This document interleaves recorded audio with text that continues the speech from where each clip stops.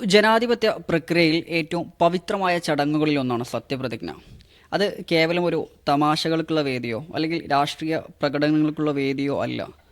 അത്തരം പ്രകടനങ്ങൾ സാക്ഷ്യം വഹിക്കുന്നവർക്ക് ശക്തമായ രീതിയിലുള്ള ഒരു തിരിച്ചടിയാണ് കഴിഞ്ഞ ദിവസം കേരള ഹൈക്കോടതിയിൽ നിന്നും ഉണ്ടായിട്ടുള്ളത്. തിരുവനന്തപുരം കോർപ്പറേഷനിലെ ജനപ്രതിനിധികളുടെ സത്യപ്രതിജ്ഞാ ചടങ്ങുമായി ബന്ധപ്പെട്ട് അവരുന്നയിച്ച ആൾദൈവങ്ങളുടെയും മറ്റു ബലിദാനികളുടെയും പേരുകൾ ഉപയോഗപ്പെടുത്തിയുള്ള സത്യപ്രതിജ്ഞ കേരള ഹൈക്കോടതി റദ്ദാക്കുകയും 4 ആഴ്ചക്കകം തന്നെ മറ്റൊരു സത്യപ്രതിജ്ഞാ ചടങ്ങ് സംഘടിപ്പിക്കുകയും ചെയ്യണമെന്നുള്ള ആവശ്യം ഉന്നയിച്ചിരുന്നു. പക്ഷേ അവർ ആ ദിവസം തന്നെ ഇന്നലെ തന്നെ അവർ സത്യപ്രതിജ്ഞ മടക്കി ചെയ്യുകയും ചെയ്തിട്ടുണ്ട്. നമ്മൾ ആ വിഷയമാണ് ചർച്ച ചെയ്യുന്നത്. നമ്മുടെ കൂടെ സുപ്രഭാതം ന്യൂസ് കോർഡിനേറ്റർ പ്രിയപ്പെട്ട ജോഷി സാർ ചേരുന്നുണ്ട്. സാർ, ഈ ഒരു വിഷയത്തിൽ ഒരു ജനപ്രതിനിധിയായി തിരഞ്ഞെടുക്കപ്പെടുമ്പോൾ സ്വാഭാവികമായിട്ടും ഇത്തരത്തിലുള്ള ചടങ്ങുകളെക്കുറിച്ചൊക്കെ ഒരു ധാരണ ഉണ്ടായിരിക്കും. കാരണം ഒരു ഫസ്റ്റ് പ്രോഗ്രാമാണല്ലോ. അപ്പോൾ എങ്ങനെയാണ് ആ ഒരു വിഷയത്തെ നോക്കിക്കാണുന്നത്? ഇപ്പോൾ ഒരു വ്യക്തിയുടെ ഒരു ധാരണയല്ല ഇവിടുത്തെ വിഷയം. ഇന്നലെ ഇപ്പോൾ കേരള ഹൈക്കോടതി BJP കൗൺസിലർമാരായ 20 പേരുടെ സത്യപ്രതിജ്ഞ അസാധുവാക്കി. അതിനർത്ഥം അവർ നിലവിൽ കൗൺസിലർമാരല്ലാതായ ഒരു സാഹചര്യം ഉണ്ടായി. ഇത് തിരുവനന്തപുരം കോർപ്പറേഷനിൽ നമുക്കറിയാം ഒരു രാഷ്ട്രീയം ഒരു പശ്ചാത്തലമുണ്ട്. ഇപ്പം തിരുവനന്തപുരം കോർപ്പറേഷനിൽ CPM-ൽ നിന്ന് അത് പിടിച്ചെടുത്ത് BJP ഒരു അംഗത്തിൻ്റെ പിന്തുണ അധികം ഭൂരിപക്ഷത്തിൽ അവിടെ കോർപ്പറേഷൻ ഭരിക്കുകയാണ്. അപ്പോൾ അതിൻ്റെ ഒരു രാഷ്ട്രീയമായ ഒരു ആവേശമോ അല്ലെങ്കിൽ അത് BJP ഉയർത്തിക്കൊണ്ടുവരുന്ന ഒരു രാഷ്ട്രീയമുണ്ട്. ആ രാഷ്ട്രീയത്തിൻ്റെ ഭാഗമായിട്ട് ഈ നമ്മളൊക്കെ പവിത്രമ എന്ന് പറയുന്ന ഭരണഘടനയോട് ചേർന്ന് നിൽക്കുന്ന സത്യപ്രതിജ്ഞ എന്ന് പറഞ്ഞു കഴിഞ്ഞാൽ ഒരു അംഗമായിട്ട് മുനിസിപ്പൽ ആക്ട് പ്രകാരം അല്ലെങ്കിൽ തദ്ദേശ വകുപ്പ് ആക്ട് പ്രകാരം ഒരു അംഗം സത്യപ്രതിജ്ഞ ചെയ്ത് ഒരു കൗൺസിലർ അല്ലെങ്കിൽ പഞ്ചായത്ത് അംഗമോ അല്ലെങ്കിൽ മുനിസിപ്പൽ അംഗമോ ഒക്കെ ആകുന്നതൊക്കെ നമ്മുടെ ഭരണഘടനയുമായി ബന്ധപ്പെട്ട് ഭരണഘടന പറയുന്നത് അനുസരിച്ചുള്ളതിൻ്റെ ഭാഗമായിട്ടുള്ള മുനിസിപ്പൽ ആക്ട് പ്രകാരമാണ് സത്യപ്രതിജ്ഞ ചെയ്യുന്നത്. അതിൽ 2 രീതിയിലേ സത്യപ്രതിജ്ഞ ചെയ്യാവുള്ളൂ എന്ന് പറയുന്നുണ്ട്, മുനിസിപ്പൽ ആക്റ്റിൽ പറയുന്നുണ്ട്. അതിലൊന്ന് ദൈവനാമത്തിൽ സത്യപ്രതിജ്ഞ ചെയ്യാം, ഒരു ദൈവം എന്ന് പറയാതെ. അല്ലെങ്കിൽ നമ്മൾ വ്യത്യസ്തമായ ചിലപ്പോൾ അത് ഓരോരുത്തർക്കും ആശയാദർശങ്ങൾ ഉണ്ടാവുമായിരിക്കും. പക്ഷേ അത് കൊണ്ടുവരാനുള്ള വേദിയായി മാറാതിരിക്കാൻ വേണ്ടി ദൈവനാമത്തിൽ പറയാം. അല്ലെങ്കിൽ സഗൗരവോ അല്ലെങ്കിൽ അങ്ങനെ ആണ് ദൃഢപ്രതിജ്ഞ, രണ്ടും ഏതും ഉപയോഗിക്കാം. ഇങ്ങനെയാണ് ചെയ്യേണ്ടത്. പക്ഷേ അവിടുത്തെ രാഷ്ട്രീയം BJP അതിൽ കൊണ്ടുവന്നതുണ്ട്. അവിടുത്തെ എനിക്ക് തോന്നുന്നു പ്രാദേശികമായി അവിടെയുള്ള കുറേ ദേവന്മാരുടെയും അപ്പോൾ ദേവിമാരെയൊക്കെ പ്രാദേശിക അമ്പലങ്ങളുടെ വരെ പേരിൽ അവിടെ പറഞ്ഞു. അപ്പം പിന്നെ കോമണായി ശ്രീനാരായണ ഗുരുവിൻ്റെ പേര് പറഞ്ഞിട്ടുണ്ട്. പിന്നെ അവിടുത്തെ ദേവൻ, അങ്ങനെ പിന്നെ ബലിദാനികളും. അപ്പോൾ അതൊക്കെ വളരെ ഗൗരവമായി അന്നേ ചർച്ച ചെയ്താണ്. കാരണം പരാതി വന്നു. അപ്പോൾ ബലിദാനികളുടെ പേരിലൊക്കെ ഒരു ജനപ്രതിനിധി സത്യപ്രതിജ്ഞ ചെയ്ത് അധികാരത്തിൽ വരിക അല്ലെങ്കിൽ ഒരു ചുമതല ഏറ്റെടുക്കുക എന്ന് പറഞ്ഞാൽ അത് ഭരണഘടനാ ലംഘനമാണ്. ശരിക്കും ഭരണഘടന ആശയങ്ങൾക്കൊക്കെ വിരുദ്ധമാണ്. അപ്പോൾ അതിനെതിരെ എന്തായാലും കുറേ നീണ്ടു നിന്ന നിയമ പോരാട്ടത്തിന് ഒടുവിലാണ് ബഹുമാനപ്പെട്ട ഹൈക്കോടതിയിൽ നിന്ന് ഈ നിർണായകമായ ഉത്തരവ് കഴിഞ്ഞ ദിവസം ഉണ്ടായത്. ഈ 20 അംഗങ്ങളും അവരുടെ സത്യപ്രതിജ്ഞ സാധുവാക്കുകയും 4 ആഴ്ചക്കകം പുനർ സത്യപ്രതിജ്ഞ ചെയ്യണമെന്ന് ഉത്തരവിടുകയും ചെയ്തു. അപ്പോൾ ഇത് സമാനമായ സംഭവം മറ്റൊരു സ്ഥലത്തും നടന്നിട്ടുണ്ട്. കക്ഷി നേതാവിൻ്റെ പേരിൽ പാലക്കാട് വളരെ അതും അവിടുത്തെ കോൺഗ്രസിൻ്റെ വടക്കാഞ്ചേരി നഗരസഭയിലാണ് സംഭവം. 21-ാം വാർഡോ അങ്ങനെ തോന്നുന്നു. അപ്പോൾ അദ്ദേഹം ദൈവത്തിൻ്റെ നാമത്തിൽ അല്ല, ദൈവത്തിൻ്റെ അനുഗ്രഹത്താൽ ഉമ്മൻചാണ്ടിയുടെ നാമത്തിൽ നിന്നങ്ങാണ്ട് ഒരു പരാമർശം നടത്തി, അങ്ങനെയാണത്. അതും അസാധുവാക്കി. അദ്ദേഹം 4 ആഴ്ചക്കുള്ളിൽ സത്യപ്രതിജ്ഞ പുനർ ചെയ്യണം എന്നുള്ള തീരുമാനമാണ്. അപ്പോൾ ഇത് നമ്മൾ കാണേണ്ടത്. അപ്പോൾ ഇവർ രാഷ്ട്രീയമായിട്ടുള്ള അങ്ങോട്ടും ഒരു ഇതിനെ വളരെ ഭരണഘടനയോട് ചേർന്ന് നിൽക്കുന്ന അല്ലെങ്കിൽ അത്തരം ഒരു ഇതിനെ ഉപയോഗപ്പെടുത്തുന്നു എന്നുള്ളതാണ് അവിടെ. അപ്പോൾ അത് അതിശക്തമായ രാഷ്ട്രീയ വിവാദങ്ങൾക്കല്ലാതെ ഇടയാക്കിയിരുന്നു. തിരുവനന്തപുരം കോർപ്പറേഷനിലാണ് ഞാൻ പറയുന്നത്. അപ്പോൾ ഈ CPM-ആണ് പരാതി ഹർജിയുമായിട്ട് ഹൈക്കോടതിയെ സമീപിച്ചത്. പക്ഷെ അപ്പോഴൊക്കെ ഇതിൽ തെറ്റില്ല എന്നൊരു നിലപാടായിരുന്നു അവിടുത്തെ ഈ BJP നേതൃത്വവും അത് BJPൻ്റെ സംസ്ഥാന നേതൃത്വം വരെ ഈ വിഷയത്തിൽ. അതിൻ്റെ വെച്ചാൽ അവർ പറയുന്നത് എന്താ വെച്ചാൽ നിയമസഭയിലും അതുപോലെ തന്നെ പാർലമെൻറ്റിലൊക്കെ ഇത്തരം വിഷയങ്ങൾ ഉന്നയിച്ച് പല നേതാക്കളും സത്യപ്രതിജ്ഞ ചെയ്തിട്ടുണ്ട്. അതവർ പ്രൂഫാക്കി വെക്കുന്നുണ്ട്. അപ്പോൾ അതും ഈ ഒരു നമ്മുടെ നിയമസഭ പഞ്ചായത്ത് ആക്ട് തമ്മിൽ മാറ്റമുണ്ട്. അത് മാറ്റമുണ്ട്. അത് നമ്മൾ നിയമസഭയിൽ, കേരള നിയമസഭയിൽ പോലും ഇതിനു മുമ്പ് ഇത്തരം സംഭവം നടന്നിട്ടുണ്ട്. കെ ടി ജലീലിനെ പോലെ ആളുകൾ അല്ല, കെ ടി ജലീൽ ചെയ്തിട്ടുണ്ട്. അതുപോലെ തന്നെ സമാനമായി നടന്നിട്ടുണ്ട്. പക്ഷേ ഇത് നിയമ പോരാട്ടത്തിലേക്ക് പോയ സംഭവം കേരള നിയമസഭയിൽ ഉണ്ടായിരുന്നു. 2001 നിയമസഭയിൽ ഉമേഷ് ചള്ളിയിൽ എന്ന് പറയുന്ന കൊടുങ്ങല്ലൂർ എന്നുള്ള MLA ശ്രീനാരായണ ഗുരുവിൻ്റെ പേരിൽ സത്യപ്രതിജ്ഞ ചെയ്തിരുന്നു. അത് കേസിൽ അപ്പോൾ അത് ഹൈക്കോടതിയിൽ ഒരു പൊതുതാൽപര്യ ഹർജി വന്നു. അതിൽ ശക്തമായ വാദം, നീണ്ടു നിന്ന വാദത്തിൽ അവസാനം ഹൈക്കോടതി ഈ ഉമേഷ് ചള്ളിയിലെ സത്യപ്രതിജ്ഞ അത് അസാധുവാക്കി. അതായത് ശ്രീനാരായണ ഗുരു എന്ന് പറയുന്നത് ഒരു സാമൂഹ്യ പരിഷ്കർത്താവാണ്. അപ്പോൾ അതേപോലെ തന്നെ ഒരു സമുദായത്തിൻ്റെ നേതാവാണ് ഒക്കെ. പക്ഷേ അദ്ദേഹത്തെ ദൈവനാമത്തിൽ സത്യപ്രതിജ്ഞ ചെയ്യേണ്ടതിന് പകരം ശ്രീനാരായണ ഗുരുവിൻ്റെ പേരിൽ ചെയ്തതിൻ്റെ അത് അസാധുവാക്കി കഴിഞ്ഞാൽ അതുവരെ സഭയിലിരുന്നതിന് ഉള്ള ആ ഒരു അങ്ങോട്ടേക്ക് നഷ്ടപരിഹാരം എന്ന രീതിയിൽ തിരിച്ചടക്കണം. അങ്ങനെ പിന്നെ വേറെ ഒരു കേസ് എനിക്ക് തോന്നുന്നത് രാജയുടെ ഒരു സംഭവം ഇതേപോലെ ഉണ്ടായിട്ടുണ്ട്. അത് പക്ഷേ സത്യപ്രതിജ്ഞയിലെ നടപടിക്രമങ്ങളിൽ വന്ന ഒരു പിഴവ് ചൂണ്ടിക്കാട്ടി. അപ്പോൾ ഇതൊക്കെ സംഭവിച്ചിട്ടുണ്ട്. പക്ഷേ ഇത് മറ്റ് സ്ഥലങ്ങളിലൊക്കെ ഇങ്ങനെ ദൈവം നമ്മൾ അത് കൂട്ടിപ്പറഞ്ഞ് ഒപ്പം പറഞ്ഞിട്ടൊക്കെ നടന്നിട്ടുണ്ട്. പക്ഷേ ഇത് നമ്മൾ ഇപ്പോൾ ഇവിടെ നിന്നിരിക്കുന്ന വിധിക്ക് അടിസ്ഥാനം 1994 മുനിസിപ്പൽ ആക്റ്റിൽ പറയുന്നത് പോലെ അവിടെ ഒരു അംഗം സത്യപ്രതിജ്ഞ ചെയ്യുമ്പോൾ എന്ത് ചെയ്യണം എന്ന് പറയുന്നത് കൃത്യമായി പറഞ്ഞു വെച്ചിട്ടുണ്ട്. അപ്പോൾ അത് വെച്ചിട്ട് കോടതി അത് പരിശോധിച്ചു. അപ്പോൾ ഇവരുടെ സത്യപ്രതിജ്ഞ അസാധുവാണെന്ന് കണ്ടെത്തി. പക്ഷേ അവിടെ ഒരു ആനുകൂല്യം കൊടുത്തിട്ടുണ്ട്. അവിടെ ഒരു ആനുകൂല്യം കൊടുത്തിരിക്കുന്നത് ഇവർ ഈ കാലത്ത് എടുത്ത തീരുമാനങ്ങളൊന്നും അല്ലെങ്കിൽ അതൊന്നും ക്യാൻസൽ ആകുന്നില്ല. ശരിക്കും അറിയാന്നുണ്ടെങ്കിൽ ആ സത്യപ്രതിജ്ഞ അസാധുവാകുമ്പോൾ മേയർ സ്ഥാനം വരെ അസാധുവാണ് ആവേണ്ടതാണത്. പക്ഷേ അതിൽ തീരുമാനങ്ങളൊന്നും അസാധുവാകുന്നില്ല.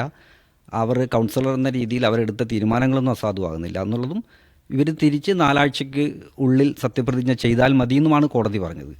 അപ്പോൾ അവിടെ പക്ഷേ എന്നാലും ഒരാൾക്ക് ചെയ്യാൻ കഴിഞ്ഞിട്ടില്ല. അവിടെ ഒരു അതിപ്പം BJPയെ സംബന്ധിച്ചിടത്തോളം, തിരുവനന്തപുരം കോർപ്പറേഷൻ സംബന്ധിച്ചിടത്തോളം വളരെ ഗൗരവത്തിൽ അവർ നടക്കുന്നൊരു വിഷയം കൂടിയാണത്. കാരണം സുഗതൻ എന്ന് പറയുന്ന BJPയുടെ ഒരു കൗൺസിലർ ഇപ്പോൾ 20 പേരെയാണ് ആക്കിയത്. അതിൽ ഒരാൾ നിലവിൽ വിയ്യൂർ സെൻട്രൽ ജയിലിലാണുള്ളത്. ഒരു കാപ്പ കേസുമായി ബന്ധപ്പെട്ട് വിയ്യൂർ സെൻട്രൽ ജയിലിലാണ്. അപ്പോൾ ഇതിൽ ഇപ്പം തിരുവനന്തപുരം കോർപ്പറേഷനിൽ വളരെ ശ്രദ്ധേയമായ അല്ലെങ്കിൽ കൗതുകകരമായ ചില ഇത് നടക്കുകയാണ്. അവിടെ ഇപ്പോൾ കോർപ്പറേഷൻ്റെ കൗൺസിൽ മീറ്റിംഗ് നടക്കുന്നില്ല. കാരണം എന്താണെന്ന് വെച്ച് കഴിഞ്ഞാൽ 3 കൗൺസിൽ മീറ്റിങ്ങിൽ പങ്കെടുത്തില്ലെങ്കിൽ ഈ അംഗം അയോഗ്യനായി പോകും. അപ്പോൾ അതുകൊണ്ട് അവരത് 2 കഴിഞ്ഞു. ഇനി ഒരെണ്ണത്തും കൂടെ ഈ സുഗതന് പങ്കെടുക്കാൻ കഴിഞ്ഞില്ലെങ്കിൽ സുഗതൻ പിന്നെ കൗൺസിലറല്ല. അപ്പോൾ അതുകൊണ്ട് എന്തായി BJP നേതൃത്വം അല്ലെങ്കിൽ അവിടുത്തെ കോർപ്പറേഷൻ നേതൃത്വം ഇപ്പം ഈ യോഗം വിളിക്കാതെ നീട്ടിക്കൊണ്ടു പോവുകയാണ്. പക്ഷേ ഇത് അവിടുത്തെ പ്രതിപക്ഷം CPM-ഉം കോൺഗ്രസും അതിശക്തമായി രംഗത്ത് വന്നുകൊണ്ട് 29-ന് ഇത് വിളിക്കാനിരിക്കുകയായിരുന്നു ഈ സംഭവം ഉണ്ടാകുന്നത്. പക്ഷേ ഉടൻ തന്നെ വിധി വന്ന അന്ന് തന്നെ അടിയന്തരമായിട്ട് ഈ എല്ലാ 19 പേരും ഇപ്പോൾ സത്യപ്രതിജ്ഞ ചെയ്ത് കൗൺസിലർമാരായിട്ടുണ്ട്. പക്ഷെ എന്നാലും ഈ വിഷയം അവിടെ നിൽക്കുന്നുണ്ട് ഈ പറയുന്ന. പക്ഷേ എനിക്ക് തോന്നുന്നത് അത് ഈ ഒരു വിധി ചിലപ്പം ഈ സുഗതന് അനുകൂലമായേക്കാം. കാരണം ജയിലിലാണെങ്കിൽ സത്യപ്രതിജ്ഞ ചെയ്യാൻ ചിലപ്പം ഇളവുണ്ടാവും. അതേസമയം കൗൺസിൽ യോഗത്തിൽ പങ്കെടുക്കാനെന്നുള്ള ഉണ്ടാകണമെന്നില്ല. പക്ഷേ ഈ ഒരു ഇതിൽ ചിലപ്പം സുഗതൻ പെട്ടെന്ന് വന്ന് സത്യപ്രതിജ്ഞ ചെയ്ത് അന്ന് തന്നെ കൗൺസിൽ യോഗം വിളിച്ചു കഴിഞ്ഞാൽ പിന്നെ 2 കൗൺസിൽ യോഗം കൊണ്ട് പങ്കെടുക്കാൻ്റെ ആവശ്യം വരുന്നില്ല. അങ്ങനെ ഒരു പക്ഷേ അത് അങ്ങനെ ആയിരിക്കും. അതിൻ്റെ കൃത്യമായി അതെന്താണെന്നറിയില്ല. അങ്ങനെയൊക്കെയാണ് തിരുവനന്തപുരം. എന്തായാലും ഈ വിധി വളരെ നമ്മുടെ ഇതിനെ നിസ്സാരമായി കാണുന്ന, അല്ലെങ്കിൽ ഒരു ജനപ്രതിനിധി അദ്ദേഹം ഒരു രാജ്യത്ത്, നമ്മുടെ ഇന്ത്യ പോലുള്ള ഒരു മതേതര രാജ്യത്ത് ഒരു ജനപ്രതിനിധി എത്രമാത്രം മതേതര നിലപാടുകൾ സ്വീകരിക്കണം, അല്ലെങ്കിൽ എത്രമാത്രം അങ്ങനെയൊക്കെയാണ് ഈ വിധീൻ്റെ നമ്മൾ വായിക്കേണ്ടത്. അല്ലാതെ ഇത് ഒരാൾക്ക് തോന്നിയതുപോലെ ഇപ്പം നമുക്കറിയാം ഇതെല്ലാം വളരെ ഏതെങ്കിലും ഒരു മതത്തിൻ്റെ ഓടുള്ള ഇതോ ഒന്നുമല്ല ഇതിനകത്തുള്ളത്. ഒരു മതത്തോട് താല്പര്യക്കുറവോ അല്ലെങ്കിൽ അതൊന്നുമല്ല ഇവിടുത്തെ വിഷയം വന്നിരിക്കുന്നത്. ഇതിനൊക്കെ രാഷ്ട്രീയം അല്ലെങ്കിൽ രാഷ്ട്രീയ നേതൃത്വം, ചില രാഷ്ട്രീയ നേതൃത്വങ്ങൾ ഉപയോഗപ്പെടുത്തുന്നു. അവരുടെ നേട്ടത്തിന് വേണ്ടിയിട്ട് മതങ്ങളെയും ദൈവങ്ങളെയും അല്ലെങ്കിൽ വ്യത്യസ്തമായ പേരുകളെയും ഒക്കെ ഉപയോഗപ്പെടുത്തുന്നതിനെ അത് കേരളത്തിൽ അനുവദിക്കില്ല, അല്ലെങ്കിൽ കേരളത്തിൽ നിന്നല്ല, അത് രാജ്യത്ത് അനുവദിക്കില്ല എന്നുള്ള ഒരു പ്രഖ്യാപനമാണ് ഹൈക്കോടതിയുടെ ഈ ഭാഗത്തുനിന്നുണ്ടായത്. നമ്മുടെ ഭരണഘടനയെ ഇതിനൊക്കെ മുകളിലാണ് നമ്മുടെ ഭരണഘടന എന്ന് പറയുന്നതിന് അതിൻ്റെ ഒരു സാധുതയെ പ്രൂവ് ചെയ്യുന്ന ഒരു സാധനമായിട്ട്. അപ്പോൾ നിലവിൽ ആ ഒരു വിഷയത്തിൽ പല ആളുകളും പല ട്രോളുകളൊക്കെ ഇപ്പോൾ കഴിഞ്ഞ ദിവസം ഏറ്റവും ശ്രദ്ധേയമായ ട്രോൾ എന്ന് പറയുന്നത് ഈ BJPക്ക് മുനിസിപ്പൽ തലത്തിൽ ഇത്തരത്തിലുള്ള സത്യപ്രതിജ്ഞകളൊന്നും ചെയ്തും കേട്ടും പരിചയമില്ല എന്നുള്ളതാണ്. അപ്പോൾ അവർ ഒരു പുതിയൊരു തലത്തിലേക്ക് കടക്കുന്ന സമയത്ത് ഇതൊക്കെ ഇങ്ങനെയൊക്കെ മതി എന്നുള്ള ഒരു ആംഗിളിൽ എടുത്തിട്ടാണ് ഈ രീതിയിൽ ചെയ്തതെന്നുള്ളത്. അപ്പോൾ നിങ്ങൾ പറഞ്ഞ പോലെ തന്നെ എല്ലാത്തിനും അധിപൻ, എല്ലാത്തിനും മുകളിൽ നമ്മുടെ ഭരണഘടനയാണ് എന്നുള്ളതിലേക്ക് വീണ്ടും വീണ്ടും അടിവരയിടുന്ന രീതിയിലുള്ള സാഹചര്യമാണ് നിലവിലുള്ളത്. തീർച്ചയായും BJPൻ്റെ അവരിപ്പോൾ അധികം നമുക്കറിയാമല്ലോ, കോർപ്പറേഷൻ ആണെങ്കിലും ആദ്യ കോർപ്പറേഷൻ്റെ ഭരണം കിട്ടിയിരിക്കുന്നതാണ്. പിന്നെ നഗരസഭകളാണെങ്കിലും ഇപ്പോൾ ഒരെണ്ണം കേരളത്തിൽ ഉള്ളത്, കഴിഞ്ഞ തവണ ഒന്നായി തവണയും ഒരു. അപ്പോൾ അങ്ങനെ ഭരണത്തിലും ഒക്കെ ഭരണതലത്തിലുള്ള ഈ പരിചയക്കുറവ് ഒരു വിഷയം തന്നെയുണ്ട്. അത് പല തീരുമാനങ്ങളിലും പല കാര്യങ്ങളിലും BJP നേതൃത്വത്തിൽ, സംസ്ഥാന നേതൃത്വത്തിനും അത് ചൂണ്ടിക്കാണിക്കാൻ കഴിയണമെന്നില്ല. കാരണം കേരളത്തിൽ ഇതുവരെ അങ്ങനെ ഒരു ഭരണതലത്തിൽ ഇടപെടാത്തിരുന്ന ഒരു പാർട്ടി അല്ലെങ്കിൽ ഒരു മുന്നണി, അവർക്ക് വളരെ പ്രധാനപ്പെട്ട ഒരു കോർപ്പറേഷൻ, ഏറ്റവും പ്രധാനപ്പെട്ട ഒരു കോർപ്പറേഷൻ്റെ ഭരണം പെട്ടെന്ന് കിട്ടുമ്പോൾ അതിൻ്റെ ഒരു ആവേശം അവിടെ വന്നു, സ്വാഭാവികമായിട്ടും വന്നു. അത് ആ ഒരു ആവേശത്തിൻ്റെ മുകളിൽ നിന്നാണ് ഈ ചിലർ ഇത്തരം, എനിക്ക് തോന്നുന്നത് അത് മുദ്രാവാക്യങ്ങൾ പോലത്തെ, അതിന് ആ സത്യപ്രതിജ്ഞയ്ക്ക് ശേഷമുള്ള മുദ്രാവാക്യങ്ങൾ ഒരു ആവേശമുണ്ട്. അപ്പോൾ അത് നമ്മളെന്നാ ചടങ്ങ് വീക്ഷിച്ചവർക്കെല്ലാം ബോധ്യമാകുന്നതാണ്. ഒരു തെരഞ്ഞെടുപ്പ് കഴിഞ്ഞ ശേഷമുള്ള ഒരു സ്ഥാനാരോഹണം എന്നതിനപ്പുറത്തേക്ക് ഒരു പാർട്ടിയുടെ അധ്യക്ഷനെ തിരഞ്ഞെടുക്കുക, അല്ലെങ്കിൽ ഒരു പാർട്ടി സമ്മേളനത്തിൻ്റെ ശേഷം ഒരു പാർട്ടി സംഘടനാ ഭാരവാഹികളെ തിരഞ്ഞെടുക്കുന്നതിൻ്റെ ഒരു ആവേശത്തിലേക്ക് ആ സത്യപ്രതിജ്ഞ ചടങ്ങ് മാറിയിരുന്നു. അപ്പം അതിൻ്റെ ഒക്കെ തുടർച്ചയായിട്ട് അത് എത്തി നിൽക്കുന്നതായിട്ട് നമ്മൾ ഇതിനെ കാണണം. അപ്പോൾ ഇതിനൊക്കെ മുകളിലാണ് ഈ കോടതിയും നമ്മുടെ നിയമവും നമ്മുടെ ഭരണവും ഭരണഘടനയും എന്നെല്ലാം ഉള്ളത്. എല്ലാവരും തിരിച്ചറിയേണ്ടതാണ്. അത് തിരിച്ചറിയാൻ കഴിയുന്ന ഒരു ആണ് ഈ ഹൈക്കോടതി വിധി എന്നാണ് ഞാൻ. വിധിയെ കേരള ജനത ഒന്നടങ്കം സ്വാഗതം ചെയ്തിരിക്കുകയാണ് ആ ഒരു വിഷയത്തിൽ. തീർച്ചയായും. ഇപ്പോൾ നിലവിൽ ഇപ്പോൾ നമ്മൾ ഈ ഒരു കൂട്ടത്തിൽ പറയാനുള്ളത്, ഇത്തരത്തിലുള്ള സത്യപ്രതിജ്ഞാ ചടങ്ങുകൾ അല്ലെങ്കിൽ ഭരണഘടനാ സംബന്ധമായ നിയമസഭയിൽ നടക്കുന്ന പാർലമെൻ്ററി കാര്യങ്ങളൊക്കെ നമ്മുടെ നാട്ടിൽ ഇപ്പോൾ മോഡൽ പാർലമെൻറ്റുകൾ നടക്കാറുണ്ട്. ഹയർ സെക്കൻഡറി അതുപോലെ തന്നെ ഡിഗ്രി തലത്തിലെ കുട്ടികളെ ഉപയോഗപ്പെടുത്തിയിട്ട് ഒരു മോഡൽ പാർലമെൻറ്റ്, അതിൽ ഒന്നാം സ്ഥാനം കിട്ടുന്ന ആളുകളെ നമ്മുടെ പഴയ നിയമസഭാ മന്ദിരത്തിൽ പോയിട്ട് റിപ്പീറ്റ് പെർഫോമൻസൊക്കെ കാഴ്ചവെക്കാറുണ്ട്. അപ്പോൾ ഈ സത്യപ്രതിജ്ഞാ ചടങ്ങുകളിലൊക്കെ തൻ്റെ രാഷ്ട്രീയ അനുകൂലികൾ മാത്രമല്ല സംബന്ധിക്കുക, വിദ്യാർത്ഥികളുണ്ടാവും, വിദ്യാർത്ഥി പ്രതിനിധികളൊക്കെ ഉണ്ടാവും. അപ്പോൾ അവർക്കൊക്കെ ഒരു മാതൃക കാണിച്ചു കൊടുക്കേണ്ട ആളുകൾ കൂടെയാണ് ഈ ജനപ്രതിനിധികൾ എന്നുള്ളത്. തീർച്ചയായിട്ടും അതെ. നമ്മൾ ഈ സ്കൂളുകളിൽ എന്തിനാണ് ശരിക്കും ഇപ്പോഴത്തെ സ്കൂൾ ലീഡറുടെ തെരഞ്ഞെടുപ്പൊക്കെ ഒരു സിസ്റ്റമാറ്റിക് ആയിട്ട് ഇങ്ങനെ ആക്കി മാറ്റിയതാണ്. എങ്ങനെയാണോ നമ്മുടെ രാജ്യത്തെ ജനാധിപത്യ പ്രക്രിയയിലൂടെ ഒരു ഭരണ സംവിധാനം അധികാരത്തിൽ വരുന്നത്, അതിൻ്റെ ഒരു പകർപ്പാണ് നമ്മൾ സ്കൂളുകളിലെ ലീഡർ തെരഞ്ഞെടുപ്പ് മുതൽ ഇങ്ങോട്ടേക്ക് കാണിക്കുന്നത്. അപ്പോൾ അവിടെ നമ്മൾ കുട്ടികളെ പഠിപ്പിക്കുമ്പം ഈ പറയുന്നത് പോലെ ഒരു രീതിയിലല്ല പഠിപ്പിക്കുന്നത്. കൃത്യമായി എങ്ങനെയാണ് ആ ഒരു കുട്ടികളെ കാണിച്ചു കൊടുക്കുന്ന ഭരണഘടനാ പ്രോസസ്സ്, അതായത് എങ്ങനെയാണ് എന്നുള്ളത് അവിടുത്തെ സോഷ്യൽ സയൻസ് ക്ലബിൻ്റെ നേതൃത്വത്തിലാണ് അവരത് കാണിച്ചു കൊടുക്കും കൃത്യമായിട്ട്. സത്യപ്രതിജ്ഞ കടക്കം ഇപ്പോൾ അധ്യാപകർ പറഞ്ഞു കൊടുക്കുന്നത്. അതാണ് നമ്മൾ സ്കൂളുകളിൽ നമുക്കറിയാമല്ലോ, നമ്മൾ ഈ പറയുന്ന ഈ രാഷ്ട്രീയക്കാരല്ലേ ഒരർത്ഥത്തിൽ ഇവർ സ്കൂളുകളിൽ നമ്മൾ ദേശീയ ഗാനം പറയുന്നു. അതുപോലെ എല്ലാ